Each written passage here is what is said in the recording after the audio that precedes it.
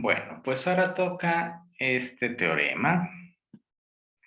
Y el teorema dice, si tengo dos funciones f y g en un intervalo común a los reales y tengo una constante k, si yo tengo que g es lo mismo que f por una constante y además tengo que la función f es diferenciable en un punto x0, entonces la función g definida como su producto con esta k es diferenciable en x0 y además, pues lo que uno espera, ¿no? Que la derivada de g sea k veces la derivada de f.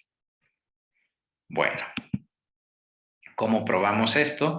Pues nuevamente uno dice, a ver, pensando a la cara Theodori, si f es diferenciable en x0, ¿qué quiere decir? Pues existe phi de x, o sea, existe una phi que satisface esto, ¿no?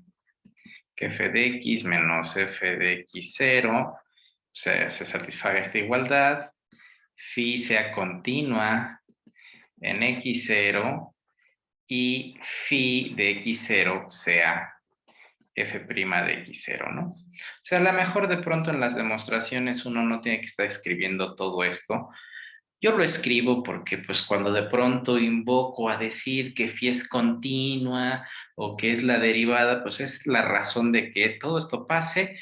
Junto con esto, pues viene del hecho de que esto es diferenciable en x0, y si es diferenciable en x0, pues es diferenciable a la cara Theodori en x0, f, ¿no?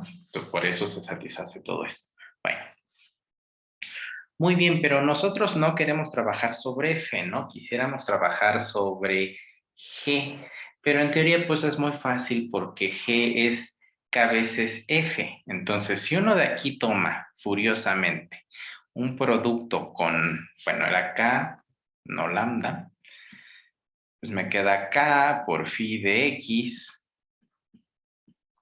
menos x0, k por f de x menos k por f de x0. Esto de aquí lo puedo compactar como que es la función k por phi aplicada a x menos x0, pero esto de aquí pues ya es g de x, y esto de aquí pues es g de x0. Entonces justamente lo que uno dice es, pues esto de aquí, si es continuo, pues ya la hicimos, ¿no? Pero pues naturalmente va a ser continuo en x0. ¿Por qué? Si uno toma el límite de x que tiende a x0, de phi, bueno, más bien, k veces phi de x, pues esto es el límite de x que tiende a x0, de k por phi de x, ¿no? Entonces esto es k por el límite de x que tiende a x0, de phi de x, y como f es continua en x0, pues se sigue que su límite existe y además, pues es esto, ¿no? Phi de x0. Muy bien. Entonces, ¿ahora qué hacemos, no? Bueno, pues, ¿qué queremos? Bueno, entonces esto de aquí prueba que la función k por phi es continua en x0. Por supuesto, esto ya lo hubiéramos sabido, ¿no? Porque phi es continua en x0, si le multiplicas un bicho cualquiera, pues eh, vuelve a ser continuo en ese punto. Pero bueno, o sea, para que no haya duda, ¿no? Entonces phi es continuo en x0 y por lo tanto, ¿qué diría, no? O sea, existe una función, esta, que satisface esto, es continua y pues nos estamos refiriendo a g, ¿no? Entonces quiere decir que g es diferenciable en x0 porque es cara Theodori diferenciable en x0 y por lo tanto es diferenciable en x0 a la normal, ¿no? Y además, pues lo de toda la vida, ¿no? O sea, digamos que k por phi aplicada a x0, pues es la derivada de g de x, la derivada de g en x0, ¿no? Pero, ¿quién es entonces esto, no?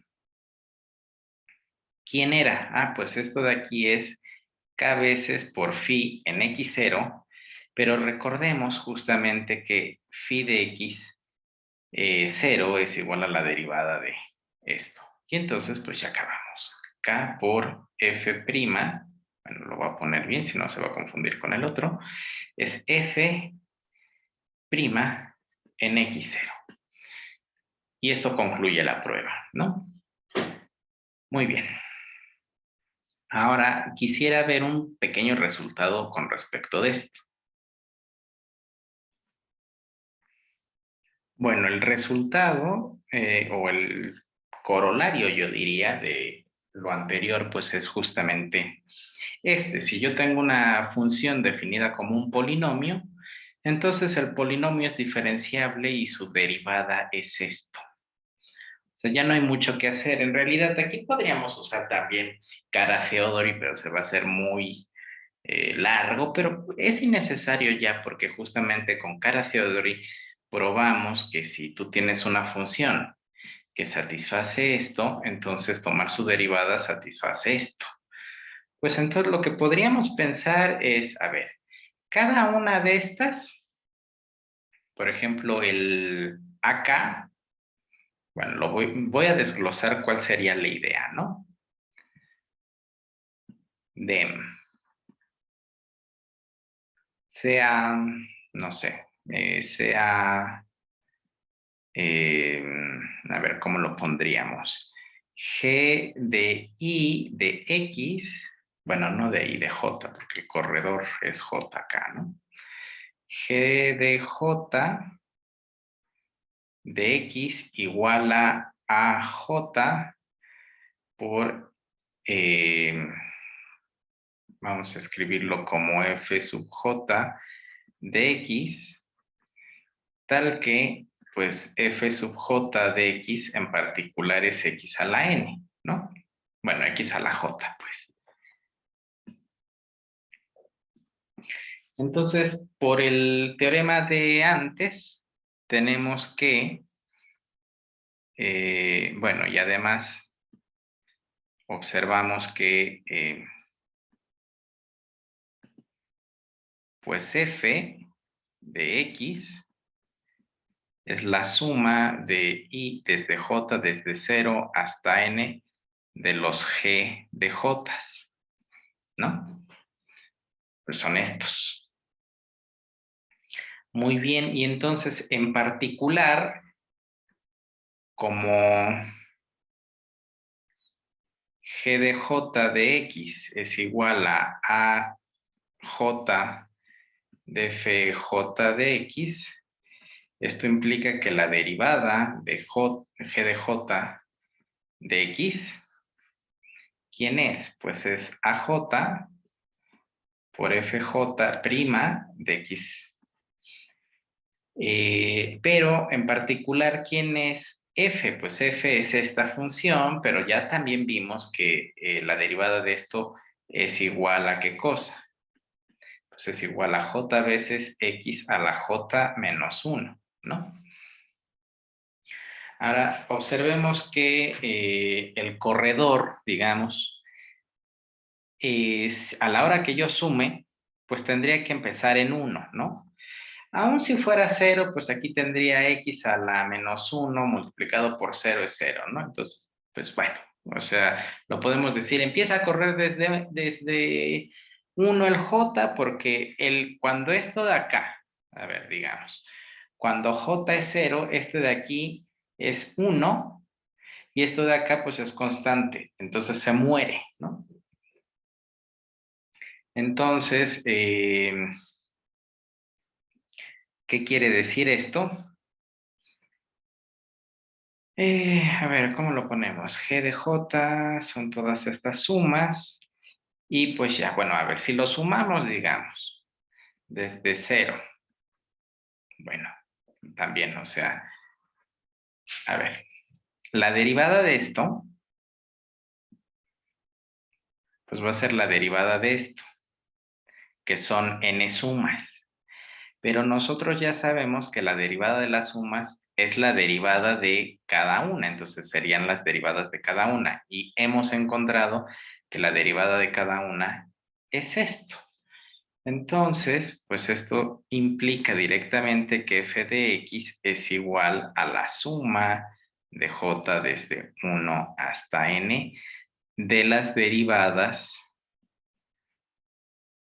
de esto. Pero estas de aquí, pues son estas.